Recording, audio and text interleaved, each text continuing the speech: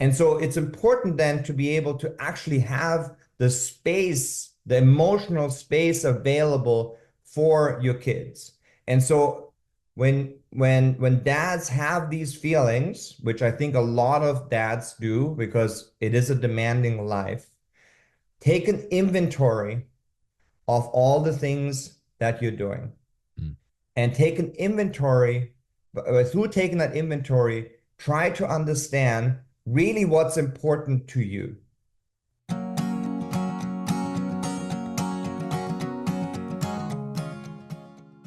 Welcome to the Company of Dads podcast. After 120 plus episodes, we're doing something different this season. I'm still your host, Paul Sullivan, and we're still focused on lead dads, working moms, and how small changes at home or work can have a big impact on their lives. What's new is each episode now promises to deliver actionable advice on some area of concern at home or at work. Short, direct, again, actionable. 5 questions, 5 answers. This week, our guest is Stephen Miyao, an executive coach focused on helping mid-career professionals square what they're doing now with what they want to do. These are people, often parents, who have been successful in their careers, but now, a few decades in, are wondering what comes next. Yet they have families and obligations that might make a full-scale pivot to something new difficult. This is where Stephen, a husband and father of 2 boys, comes in. Welcome, Stephen, to the Company of Dads podcast. Thank you for having me, Paul. Question 1, why do people come to you? So I think a lot of people in midlife, and I define midlife as a fairly broad range, so that somewhere, in your 40s to, 60s. You have clients who are going to live to be 120 years old? Yes, this is actually a good point, and we'll maybe dive into that later too, is because that's the realization that a lot of people get to is that, oh, actually, I thought I'm in the middle, but there's actually only like a third left, right? So great, great point. So what they realize is that they have aging parents that they have to take care of. They still have to raise kids. They might still be at home or they might already have left, but they have financial and emotional responsibilities for their kids. And then they have a super demanding job. And at that point, people are like, I can't do it anymore. It's just too much. I'm not fulfilled. And then they come to me and say, Stephen, please help me. And it usually means that they've hit rock bottom. And I don't mean this from an AA standpoint, but I mean this from the status quo no longer works for me. Got it. Okay, that makes sense. All right.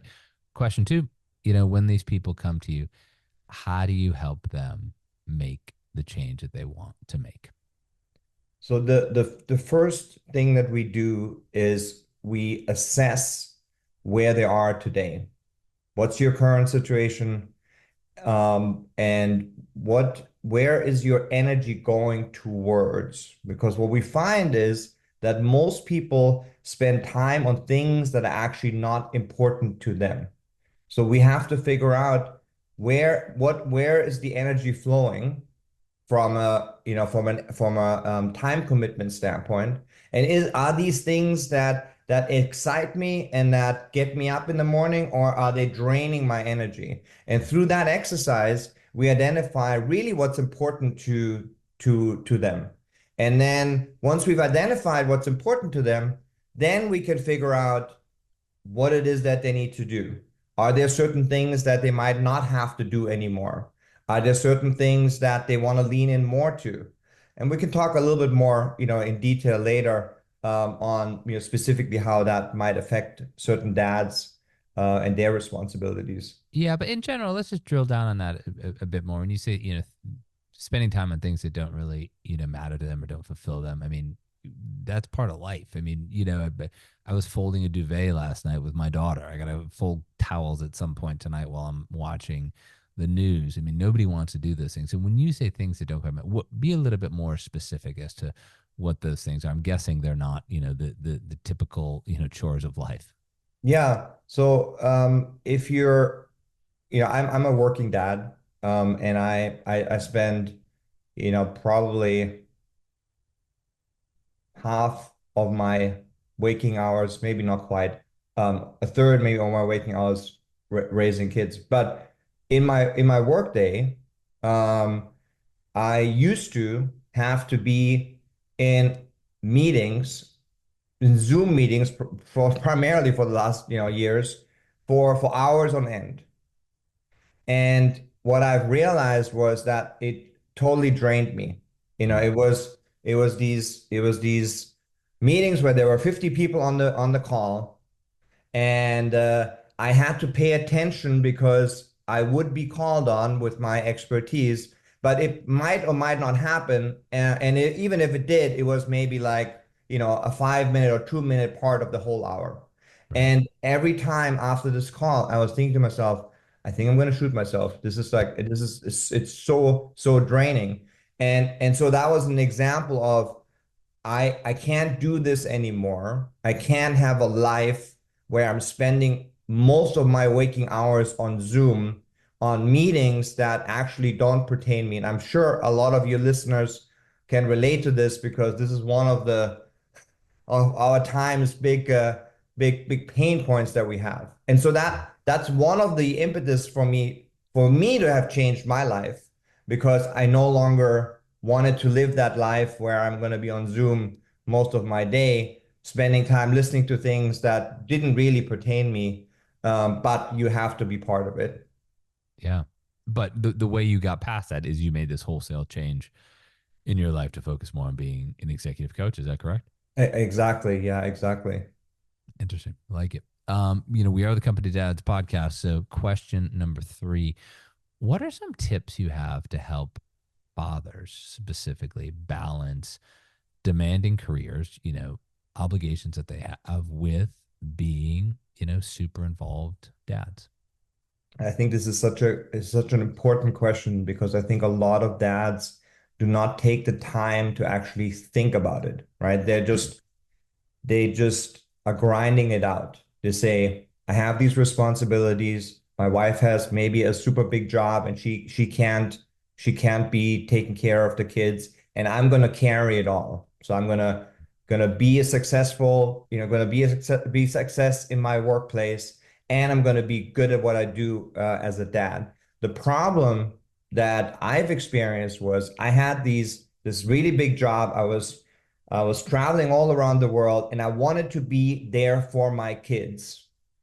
And I was physically always there, but actually emotionally, I was not available for my kids, because I had, thousands of employees who were reporting to me who all had issues, and I had to solve those issues all day long. And then I came home excited to see my kids, and specifically teenagers, they don't really cooperate.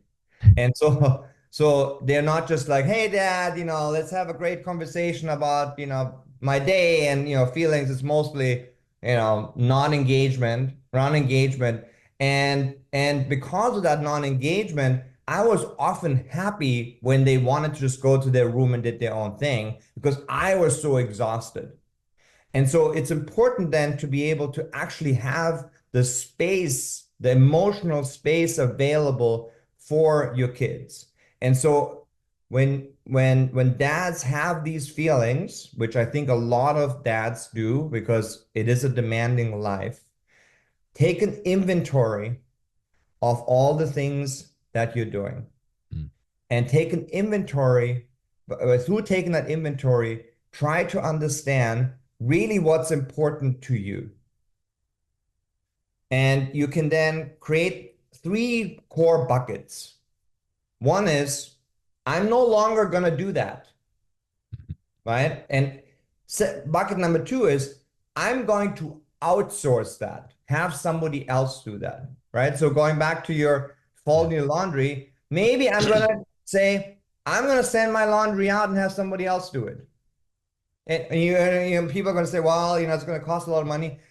That money is well spent, because if that is what you hate doing, you're going to have the energy to be able to be available for your kids and do the things that you are doing with your kids in the right way. And I think that that's a big challenge for our society, is because we're trying to do everything. And when you do everything, you actually do nothing really well. And Yeah. you're dissatisfied, and your kids, are not getting what they need. Your spouse is not getting what she needs. And just life overall, it just becomes very difficult.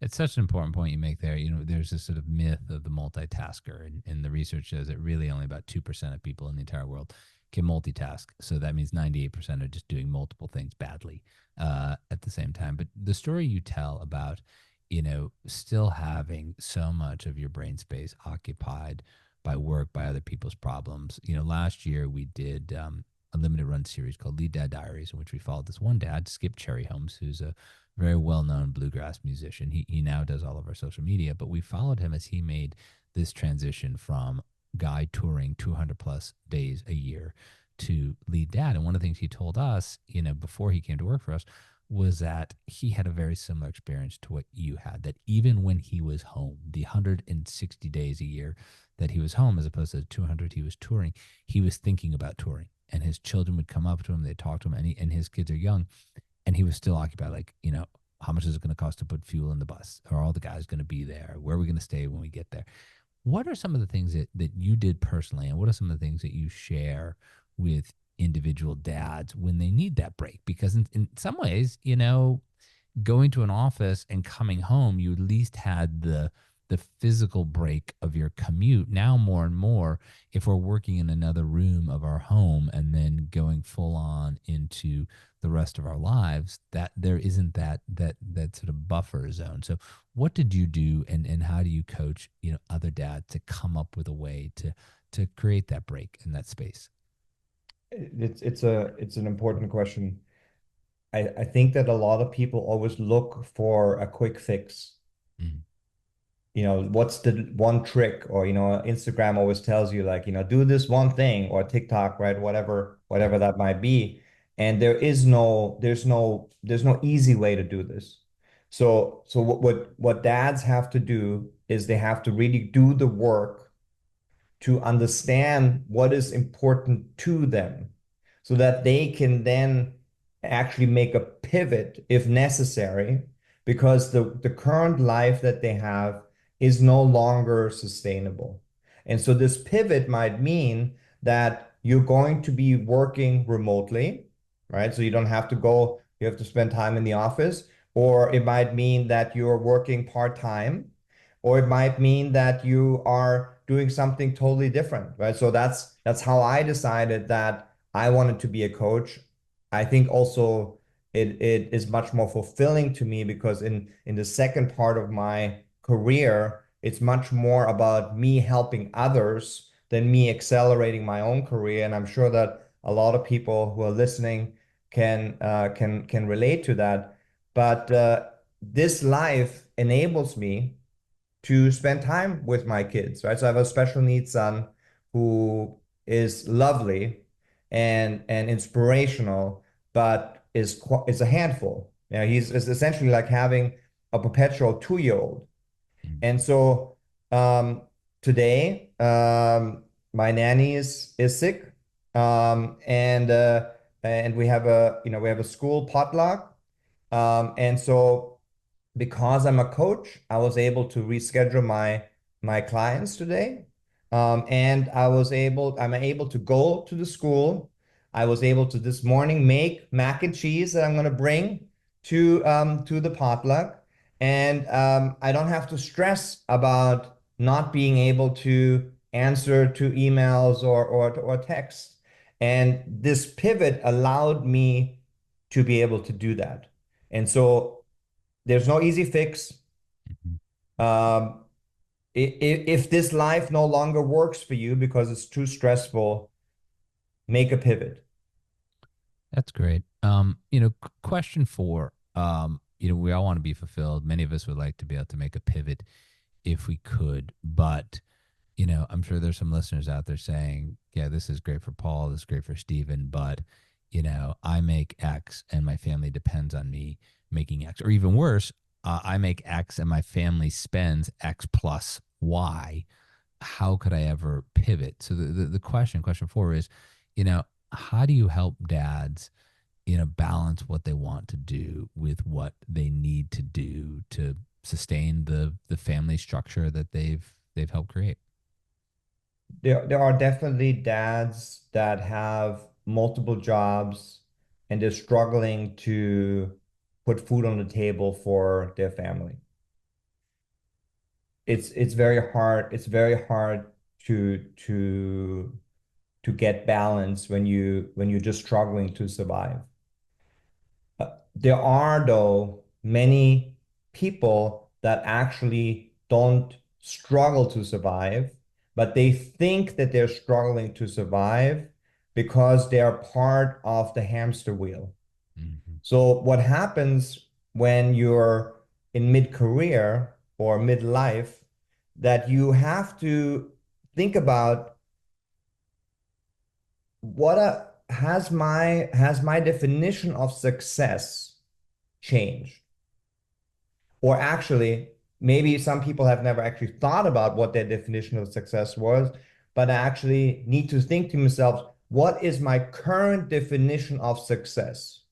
Mm-hmm. And so what I find with a lot of my clients is that they're saying, my current definition of success is not anymore getting a bigger title, making more money, climbing up the corporate ladder. They're actually saying that, no, that's actually not important to me anymore. So that Mm-hmm. means I can actually make less money.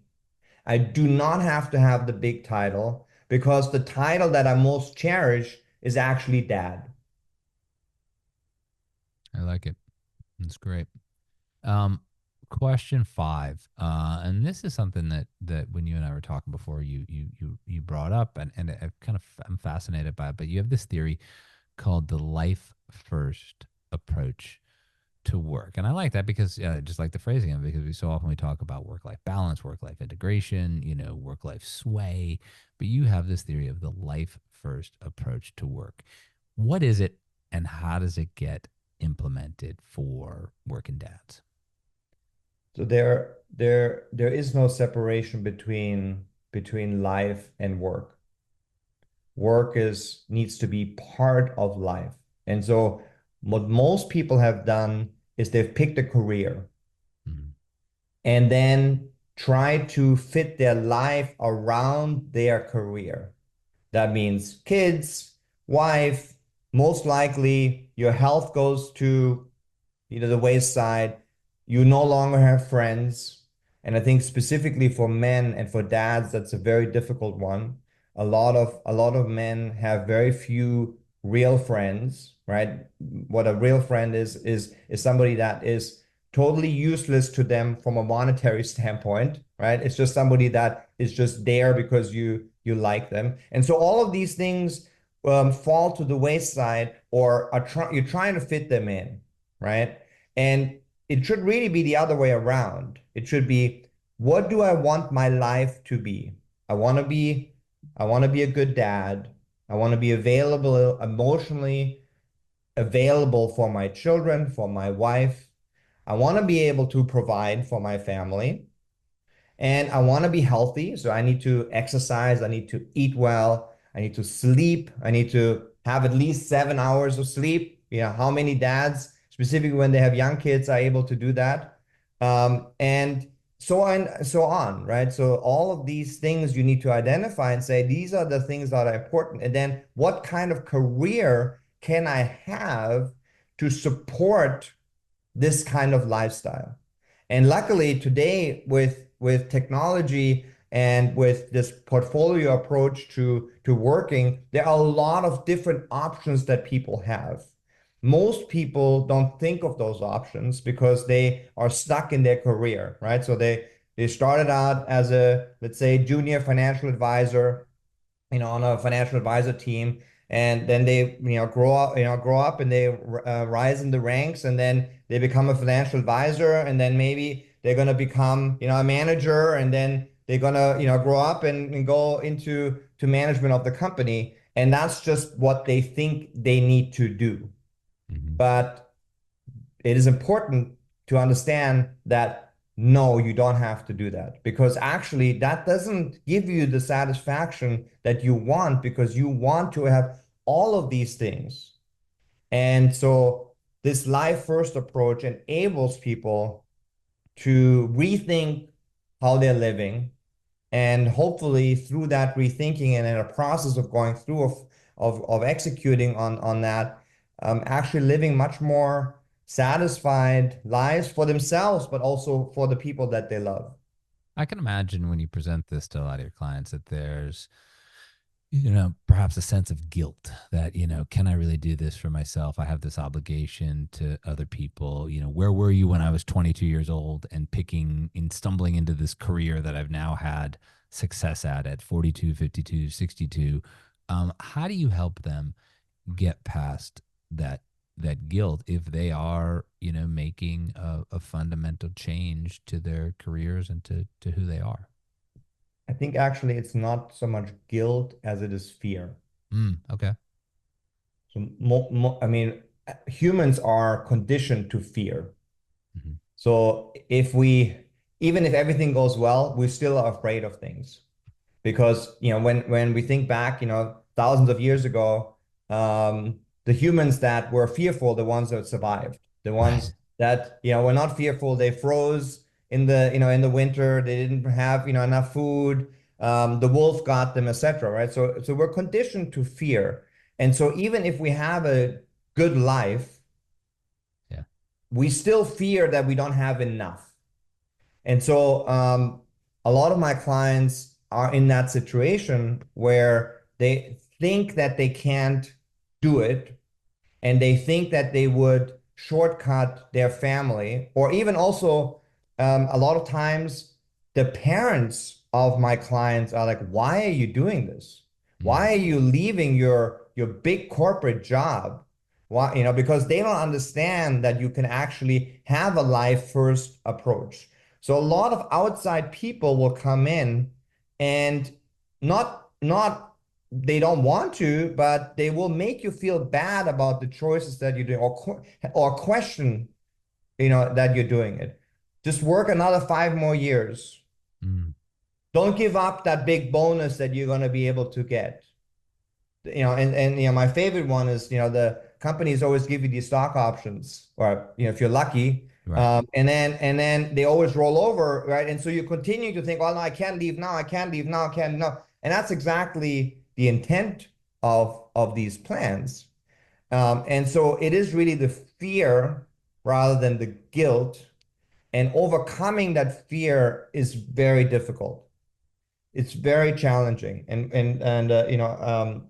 one of my clients said to me, his approach to that is that he creates new dreams.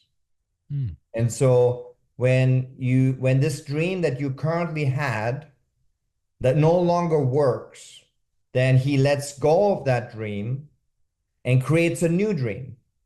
And that enables him to overcome the fear, because now he's looking at all the opportunities that this new life will bring, rather than the threats that that new life brings. And I think that that's what most people are experiencing, is that they live a life of what will I lose, rather than a life of what will I gain.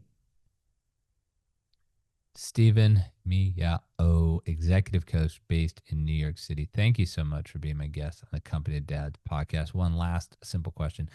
How do people find you? How do people get in touch with you so they can avail themselves of your excellent services? Yeah, you can find me on YouTube. I have a podcast called the Midlife Remix, where I interview people who made this kind of pivot in their lives successfully. And also you can come to my website, which is coaching meta with 2t.com, or just look me up on LinkedIn.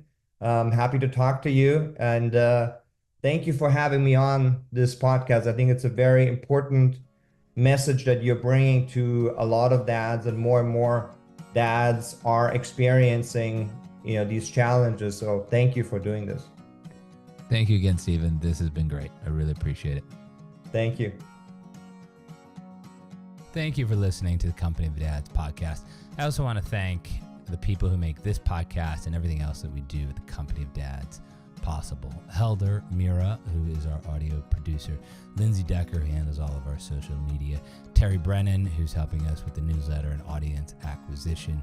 Emily Servin, who is our web maestro. And of course, Evan Roosevelt, who is working side by side with me in many of the things that we do here at the Company of Dads. It's a great team, and we're just trying to bring you the best in fatherhood. Remember, the one-stop shop for everything is our newsletter, The Dad. Sign up at thecompanyofdads.com/thedad. Thank you again for listening.